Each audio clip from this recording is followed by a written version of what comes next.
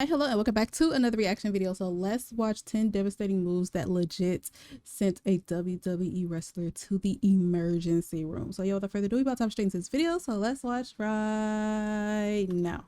Pro wrestling is one of the most dangerous avenues there is. Whilst wrestling is scripted, the risks are very much real. Throughout WWE history, several wrestlers have left the arena in the back of an ambulance after certain moves had gone completely wrong. Join us now as WrestleMania looks at 10 devastating finishing moves that actually sent a WWE wrestler to the hospital. Be sure to subscribe and hit that notification bell for daily wrestling videos, and follow us on Facebook for exclusive lists. Also check out WrestleMania.co.uk and our wrestling channel. Incredible.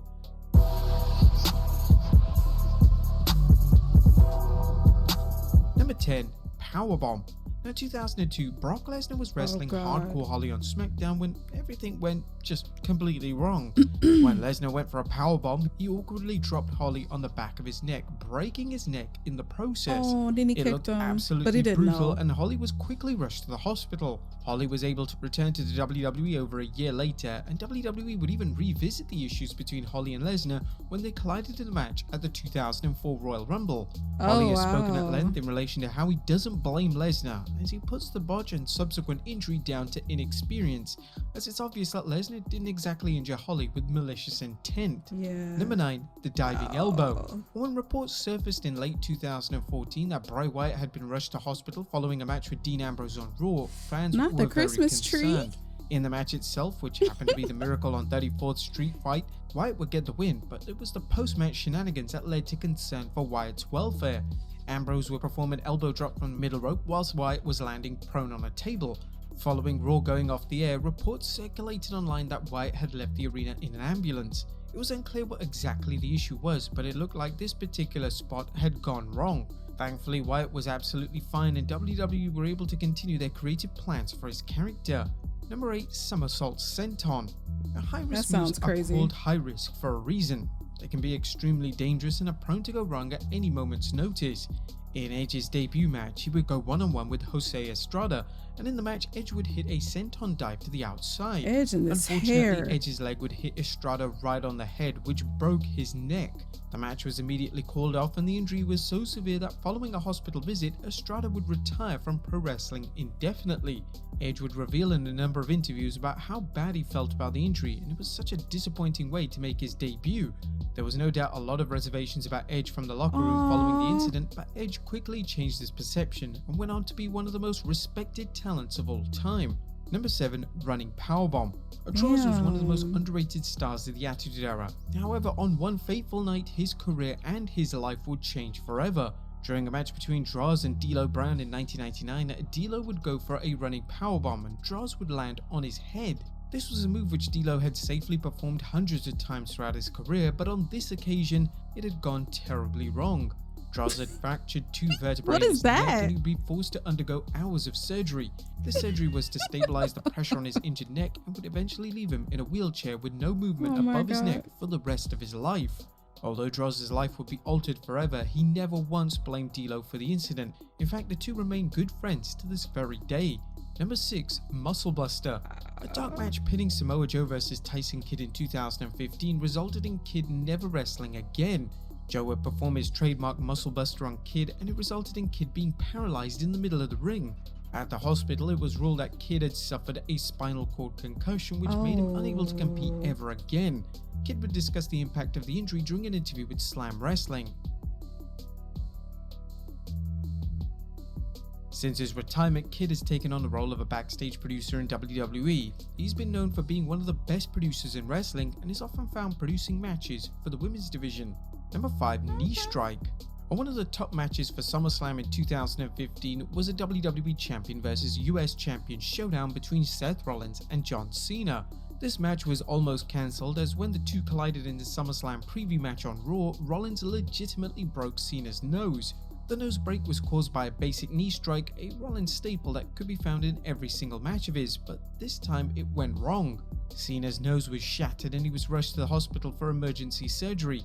Cena was able to return in time for SummerSlam, but even more impressive was that Cena finished the match on Raw without a hitch. The toughness of one of WWE's all-time greats he can shifted never be his denied. nose Number to 4, the swinging left splash. or the right, whichever way that Charismatic enigma was. Jeff Hardy finally stepped foot inside a Hell in a Cell in 2018 and would collide with crazy arch-rival Randy Orton in a vastly underappreciated Hell in a Cell match, which featured some clever and unique spots. The finish of the match came when Hardy climbed a ladder and began to swing from the roof of the cell. Hardy then attempted to splash Orton through a table, but Orton would move at the last moment.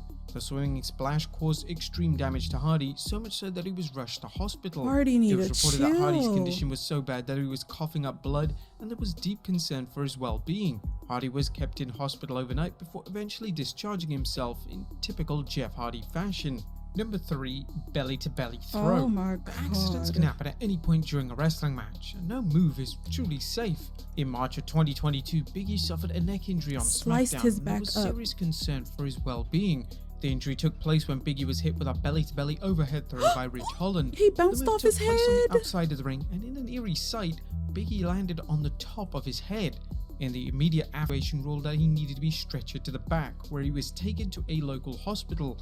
It was declared that Big E had officially broken his neck and he would be out of action indefinitely. Number 2, Buckle Bomb. The icon Sting received his first ever WWE title match in 2015 at the Night of Champions pay-per-view. He would collide with the then champion Seth Rollins, but the match would end up being Sting's final time stepping foot in a WWE ring.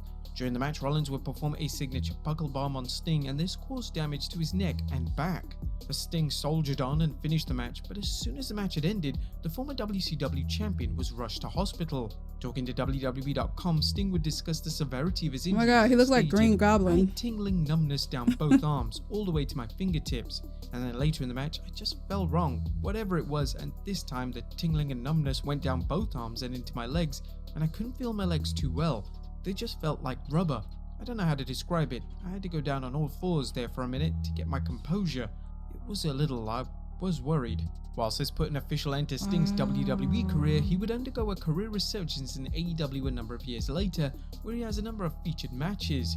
And number 1, German Suplex. A WrestleMania 30 featured one of the most shocking moments in WWE history as Brock Lesnar infamously ended the legendary WrestleMania win streak of The Undertaker. Even though there was certainly shock from fans as well as fellow wrestlers, this was nothing in comparison to the concern everyone had for the dead man's health. It was revealed that following the match, The Undertaker was in such bad condition that he was rushed to hospital. This almost sent WrestleMania into chaos as the then WWE chairman Vince McMahon left WrestleMania to be with his longtime friend. The dead man revealed that he suffered a serious concussion early on in the match, but it was then the trauma of being thrown around in the ring with German suplexes that forced his body to simply give out. Following the news surrounding Taker's well-being, there were calls to see Undertaker retire as he had nothing left to prove. However, Taker persevered, and he would have several more matches in WWE before ultimately retiring in 2020. But there you have it, folks. 10 devastating. You can see in his face that something wasn't right. He looked. Be sure to leave your comments down below. So, can this next time with some more. He looks so done. Oh my God, so many neck and head injuries. Thankfully, people were able to recover from that, because that's fucking scary. And then that one wrestler literally bounced off his head. All right, y'all, leave some comments down below. Let me know what you guys think, and I will see y'all on the next one. Bye.